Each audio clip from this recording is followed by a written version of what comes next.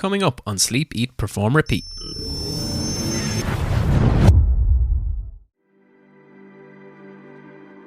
Growth is hard, right? It's difficult. I talk a lot about how yesterday's ceilings become today's floors. And every time you do elevate yourself to that next floor, it's hard because you're a new place you've never been before. So that can feel like a really lonely journey, a really lonely path. But what about if you're speaking to someone who's walked up that floor? It feels a lot easier, a lot more manageable. I think a lot of people are afraid to ask for help, and whether that comes down to their own self-belief and ability to actually achieve the thing. I won't dare tell anyone what I want to do, or I won't dare ask someone to coach me to do it.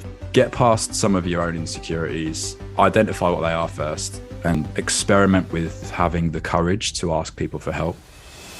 Hey guys, it's Mark Whittle. You can find me at markwhittle_TF on Instagram, takeflightworld.com to inquire about coaching, the Take Flight podcast, and this is my episode with Sleep, Eat, Perform, Repeat. Welcome to Sleep, Eat, Perform, Repeat with your hosts, David Clancy and Kieran Dunn. This is a podcast about high performance. What we are striving to achieve is to figure out what makes high-performing individuals tick, why they do what they do, and why they are successful. Enjoy a journey of stories, lessons, and learnings.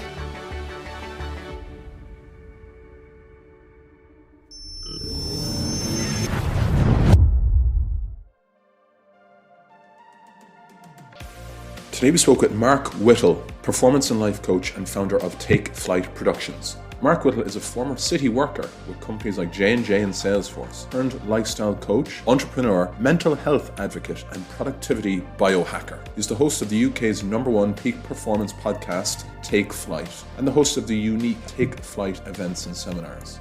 Mark shared with us his rock bottom, what coaching means to him, and why he got into coaching in the first place. We asked Mark about his coaching role as a dad. What does that look like? He also unpacked who the right guest is for his pod and why. In the past, money fueled my addiction for validation, he said. That's not what fuels Mark now. Hear about passion, hear about purpose.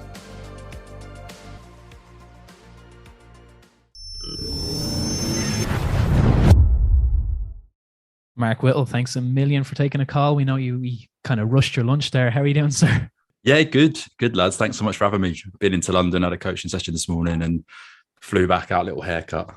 Nice to finish the day by chatting to you lads. Jumping on video, nicely done. Yeah. Just for you. Cuts, not me. Talk to us, coaching. What was going and doing a coaching session? Kind of what's that look? It's a big part of your world and, intrigued a little bit. What kind of did it look like? So this morning's with an MD of a sort of high-end interiors company. Really great session. I basically work with business owners and founders largely, and a few professional athletes. And it's a mixture of business, of course, like helping them to build the systems and build the teams and become powerful leaders themselves. But the real work is in the self-awareness and the understanding of who they are and the self-limiting beliefs and glass ceilings and internal dialogue, all the stuff I'm sure we're going to talk a lot about, which bleeds into obviously everyday life and particularly challenges founders of businesses who, are trying to create something that really matters to them. Nice. We could do with you with the sounds of it. Before we dive into your background and your history of how you got to where you are, lifestyle coaching, sometimes people face resistance with the language, with lifestyle architecture and stuff like that. So if you're looking to change someone who is maybe an MD and has a lot of experience, sometimes with probably coaching in general, because it's a little bit unregulated, there's quite a big spectrum of individuals who do it. Now, we know you're from your background and from what you've done, the quality that you bring. How do you ensure that you're delivering that quality each and every time to the person? No, great question, mate. Well, you're absolutely spot on. It is unregulated, which is what gives it at times a bad name, in the same way as PTs have a similar challenge, right?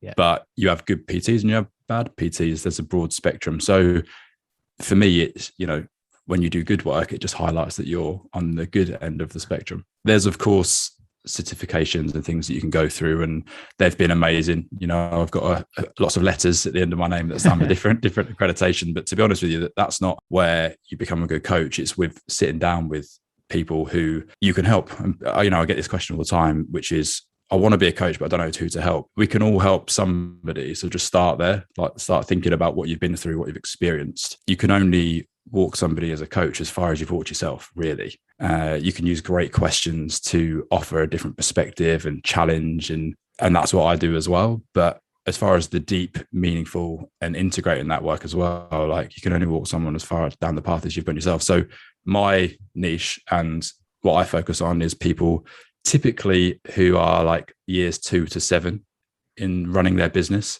They've had a passion, clearly. It's led to their purpose, or what they believe and perceive as their purpose. And now they're like, this is working. I need some support and help with this. They've probably not done a huge amount of personal development, although they're interested in it because they understand it helps them be better in business. Yeah. And they're really starting to build teams that are going to be along for the longer term. So that's my sort of niche, years sort of 2 to 7. And then in the athlete world, it's again, it's this mature athlete who's preparing for the next chapter. So my story is that sort of leap of faith out of the corporate world, pursuing what I really believe in and what my calling was. So helping those people prepare for the next chapter, because change is difficult and this sort of shattering of identity can happen, and you need to stabilize after that. And it is unregulated, but as long as you are helping people in areas that you've experienced in life yourself, and you're getting the right qualifications, doing the right study and research, and you have people who support you, like I have my own coach, my own mentor, my own support group and peer group, then you're doing all the right things. Yeah, brilliant. That's actually really good what you said there. For everyone listening, your own mentor, your own coach, your own support group, a lot of people can take a lot from that, because not everyone recognizes the absolute power and support and community and helping people develop. Mark, how did you decide, what was it that happened between J&J, Salesforce, that world? And I know this is something that you've spoken about, but what was it, what had to happen for you to say, I want to change, I want to do something different? My dad was a coach. So I was coached very early on, right? I was exposed to a lot of the goal setting practices and the wheel of life. You might be familiar with all these sort of fairly basic practices that we use, and they're really helpful, right? But I was given these, or forced to really undertake these from a young age. So it was always in my mind. And I was fascinated, or actually I was probably addicted to growth and super competitive. And that was played out in my sport and playing football. And then when that ended, I sort of put all of that into business, and it was sales at the time. And what mattered to me, what my value was money. You've heard the story a million times, I'm sure, but when people put all their emphasis on money, they make money, they realize it doesn't satisfy them as much as they thought. And I had a kind of like quite a profound moment. A lot of the people I speak with on my podcast, it's almost like a slow burn, but this quite a profound moment where I'd worked on a deal for a really long period of time. It was almost a year, super stressful, like made me ill, fatigue, depression, like I had a really bad experience with it. And there's this concept around pleasure and pain, right? So you can dictate people's behavior based off of the pleasure that they seek. So we're all pleasure-seeking beings, pleasure-seeking animals. So you can kind of dictate that behavior. So I could ask you guys, like, what do you find pleasurable? And I could probably predict loosely, like, what some of your behaviors in the week are going to be. But the only thing that's stronger than that predicts behavior is our need to avoid pain. So I'd sort of demonstrated what a lot of the gurus in self-help talk about, like resilience and toughness and grit and all these things, because I really wanted to sell the deal, because I wanted the commission. So I held this sort of imaginary vision of pleasure in my mind, and that led me to push on with the deal, go through the pain, go through the illness and keep going, sell the deal, and then the pleasure never arrived. So I felt this deep moment of pain, and that's the thing that triggered change. I was like, oh, everything I thought was going to happen hasn't. And I saw it's almost like my version of rock bottom. Powerful. And with seeking money and using it as what you thought was your passion or something you were chasing, your purpose, a lot of the time that can be for, not saying it was in this case, but it can be for external validation. It can be get the car to show that you have this status, and it can be that power compared to other people who don't have this car, who don't have the accessibility to these hotels or these restaurants. What do you say to people who maybe are chasing money at the moment, or maybe something resonates there, and when they hear that, what do you say to that piece of, or maybe you just need to take the first step towards looking at your purpose again? What is it? Oh, look, let's not take away, like, money is really good for like a certain type of lifestyle that we want. And, you know, like going on those holidays and having those experiences. Now I look at who I want to become, right? So in the past, money fueled my addiction for validation. So I would buy Canada Goose coats and, Rolexes, which I still wear. But like, different things like that, which is really, when you get deeper, for somebody else, is not for me. It's for somebody else to perceive me as a certain status. Not all the time, but a lot of the time, which is why sometimes you'll buy stuff and you might not feel good afterwards. Now I grasp and understand and have awareness of who I'm trying to become. So the money is paying my mentors, my coaches, other courses, my experiences with my family, taking my daughter to Peppa Pig World. These are the things that it's changed. These are the things that are funding who I want to become, which is, I have it very clearly in my mind, like the best coach I can possibly be and the best podcast host with the most authentic conversations that I can create. So I have a list of things that I need to do each day.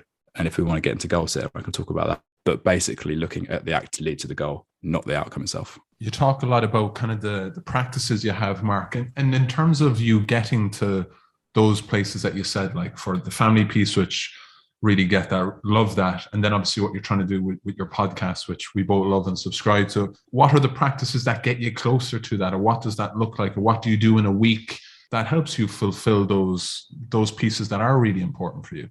So hard, as you guys can probably attest to, like the mission changes almost weekly with the podcast. The coaching stays fairly consistent. I know what I'm doing. I'm coaching people every single week and I'm spending time with really great people.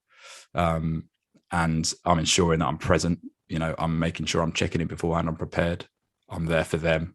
I'm removing my ego, all those things. These are, so if I'm ticking off those things, then I'm successful. I'm carrying out coaching practices. I'm helping them get towards their goals. I'm successful. And that's where, if I keep doing that, then I will be the best coach.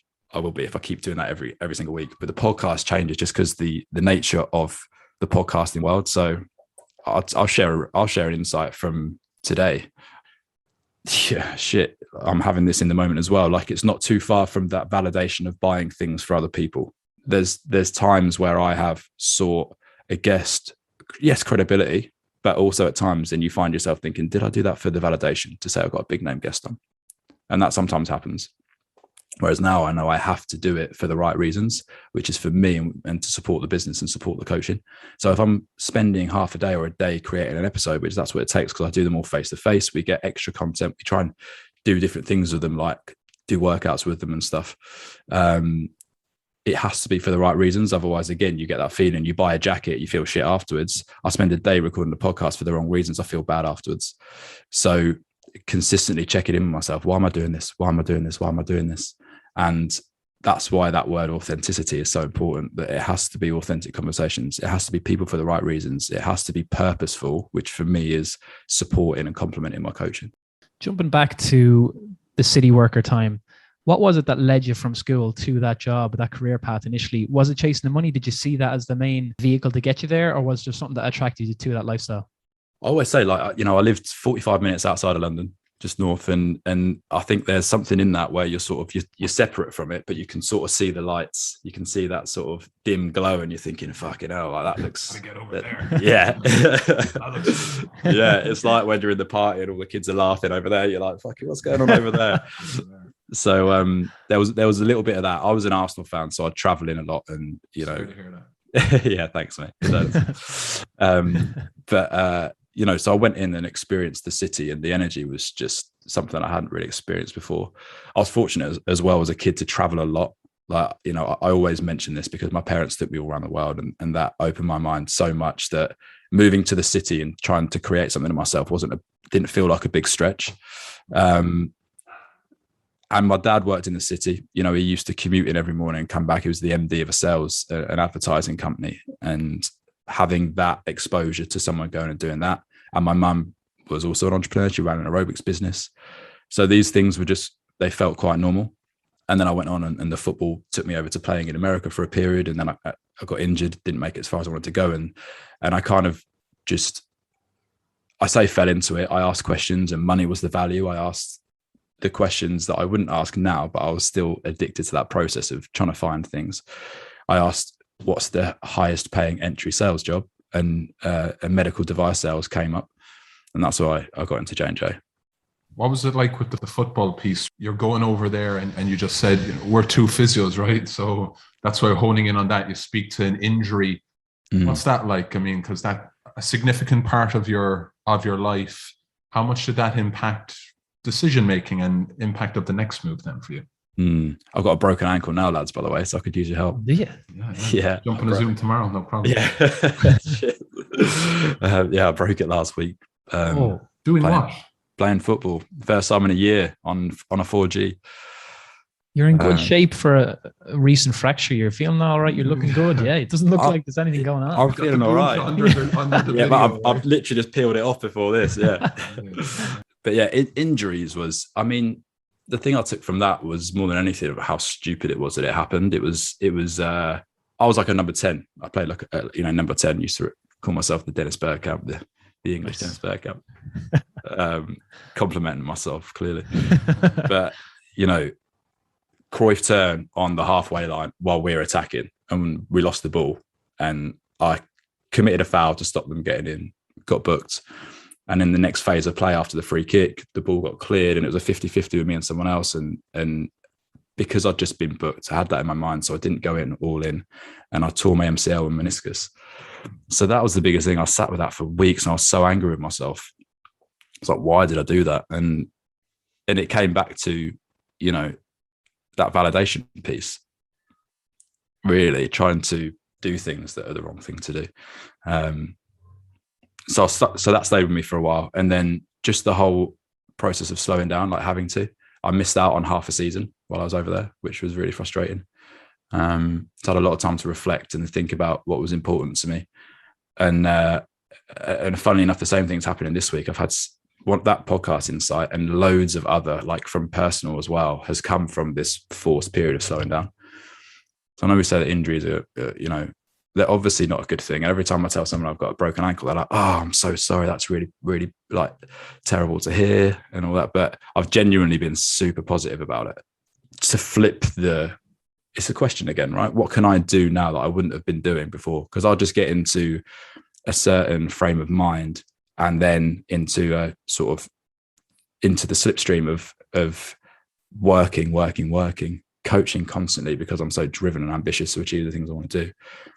Forced to slow down. I'm forced to have a period of, it's been 2 weeks now, where I've journaled every day. I've had to sit still. Had to sit still and think, be with my own thoughts, So it's been really great. And although injuries, as you guys can attest to, affect people's lives, like driving was annoying, there's been lots of positives on the other side of that as well. I think it's interesting. You're touching on something, and it may be a part of coaching and what you do. Reflection, looking back on painful moments. A lot of the time when we're conscious of the painful moment, we won't even go back and revisit it because I don't like thinking about it. It feels uncomfortable going back and thinking about that messed up presentation or whatever it is. How do you overcome that resistance to go back and actually take time to say, well, Mark, if you hadn't have been focused on external validation, looking at actual purpose, well, then you maybe wouldn't have been doing Cruyff turns on the halfway line and change things. So how do you do that with clients? How do you introduce them to getting past the resistance of the pain? Well, how I do it for myself is I've done it enough times to know the benefit on the other side. How I do it with my clients is accountability and holding a space which allows them to go into the pain initially. Because it is the body. Have you heard this phrase? The body keeps the score. Yeah. So the body doesn't remember when these things happened. So you ask somebody to sit in the pain and you probe, how does it feel? Where do you feel that? How, if you could describe what that feeling is like, what would you say? What does it look like? What does it feel? All these things, pushing people into that space in a safe environment because it's not happening to them in that moment. But when they start to actually feel it, when they question it and I probe them and push them into feeling that pain and that past experience, then they feel what they're carrying with them all the time. And then offer them the option of allowing that to pass through them and not carry it that weight anymore is usually an option most people want to take, albeit hard. But these are the things that, this is the privilege of the work that I do, is that I get to hear the real tragic things that happen, but I get to see them get rid of it and then go on and not be affected in their businesses anymore. Like the obvious example is, and this isn't actually that common, but it just is an easy one to explain, but kid's parents gets divorced at 12, say, so ends up having trust issues, comes to me for issues with his co-founder in his business, doesn't realize it's issues he's held on to since he was 12 years old. But once we work through that pain, realize that the stories he's telling himself about the divorce aren't true. Or maybe they are, but it doesn't matter because it's 20 years on. So do you still want to hold on to that? Yes or no? Is that person having the same impact on you as that event? No, but we're telling ourselves that. That's the dialogue, right? So that's an insight into it. But these things can take months, often years to work through. Sometimes that I even remember that it's me that helped them, which is fine. Kind of. How much of a coach are you as a dad? And kind of what does that look like?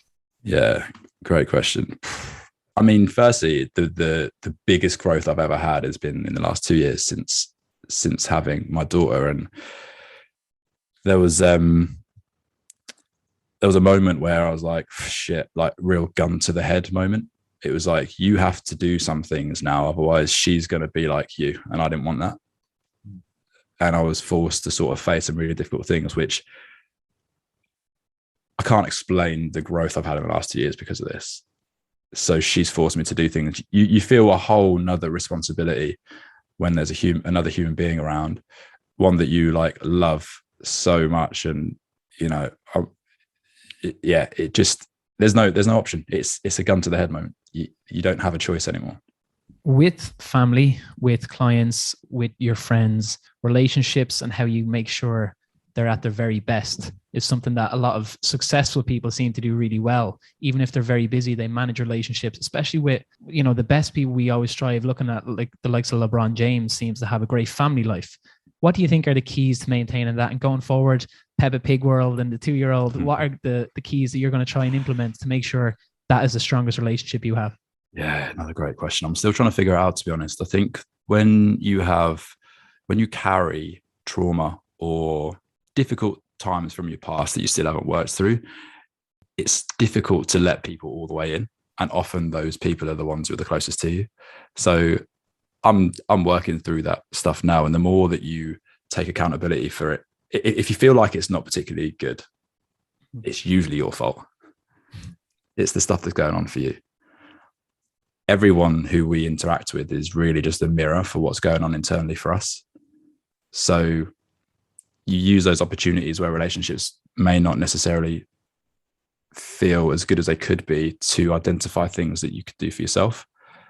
And that's that responsibility, particularly with your family, right? You want it to be the best it possibly can be.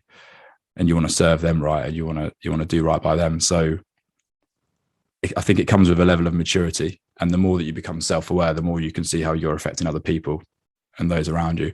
I think a big thing as well is like being super honest and open about who you are and what you aspire to achieve in life, so that the people who are close to you can get on board with that or not. And if not, then, maybe that's where the issues are. But by doing that now, I've found my relationship with my wife, for example, is far stronger because she understands me and what I'm doing, and vice versa. We try to have that really open communication where we both get what each other are striving to achieve in life, and we can support each other then. And I think that shared mission is really important. And obviously kids force that even further. So yeah, LeBron James is obviously incredibly self-aware, and he's figured out who he needs in his life to support him to be the best basketball player or philanthropist or whatever else he's trying to achieve. So I guess it starts there. That's an amazing point you made about the communication, just kind of having that open discussion and dialogue with your partner, right? The person you're spending all that time with, and also even the people you work alongside. And you either get it or that's where there's dysfunction and problem. But that in itself, Mark, is so important. The piece I'd love to tap into a little bit more, and love the fact you opened up about it, coach, mentor, community. I'm the same, right? I've got a coach, several mentors, community, and I see the value in it, and so does Kieran. What is it about people listening to this that can maybe understand a little bit more as to who they could be? What is it about those different worlds that could really help someone on that path to growth, on that path to understanding a little bit more about themselves? Yeah. So listen, growth is hard, right? It's difficult. You know, I talk a lot about how yesterday's ceilings become today's floors. And every time you do elevate yourself to that next floor, it's fucking hard because you're a new place you've never been before. So that can feel like a really lonely journey, a really lonely path. But what about if you're speaking to someone who's walked up that floor? You know, it feels a lot easier, a lot more manageable. I think a lot of people are afraid to ask for help. And whether that comes down to their own self-belief and ability to actually achieve the thing. So I won't dare tell anyone what I want to do, or I won't dare ask someone to coach me to do it. Fuck. So, or I don't know what I want to do. Really. Yeah, I mean, yeah, I know. I get trapped in my own echo chamber of assuming we all set goals like I do. But yeah, that's where it starts, right? I don't even know what to do. So narrowing down some of those things, and a coach can help you start there as well, right? But you're probably going to find a more generic coach if that's where your base layer is. But get past some of your own insecurities, identify what they are first, get past some of those, and experiment with having the courage to ask people for help. And then when you're ready, you've got the clarity of what you're trying to do, find somebody who's been there. Like the coach I've just invested in is somebody who has a coaching business. He's probably like 5 years down the road from I am. So I want to learn from him naturally how to do that rather than just go through that all by myself. He can probably teach me that 5 years in a year. I think that's a good investment. Maybe your experience of going from having that moment of looking at yourself and realizing you were chasing a purpose that you didn't align with, you probably went from not being vulnerable to being very vulnerable and actually showing your true self. It sounds like that. And thanks for opening up and sharing some pieces today. What do you think people need to do in order to take the first steps to be more vulnerable when they're in them situations? So if it was me and David, if I said, look, David, I'm just not good at this. This is not my area. Losing that mask, losing that sort of ego cloak that I'm wearing to say, look, I need help on this. What's the first steps people can take to look into that? Well, I think the first step is actually understanding you have an ego. I remember reading Ryan Holiday's Ego is the Enemy and being like, shit, got an ego. Yeah.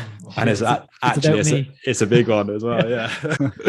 That was actually, I really struggled reading that. It was a painful experience. And by the end of it, I just chucked it away. Unsubscribe. Stoicism, whatever. Exactly. So I think the first step is really, really understanding that and grasping that. And that can take a long time because it's something that's probably protected you for your whole life.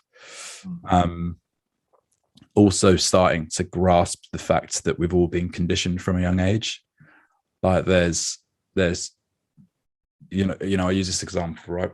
You're going to run a marathon. What do we do? Or it doesn't have to be a marathon, it could be a 5K, but what do? We prepare physically, nutritionally. We ensure we're getting the rest in between our training.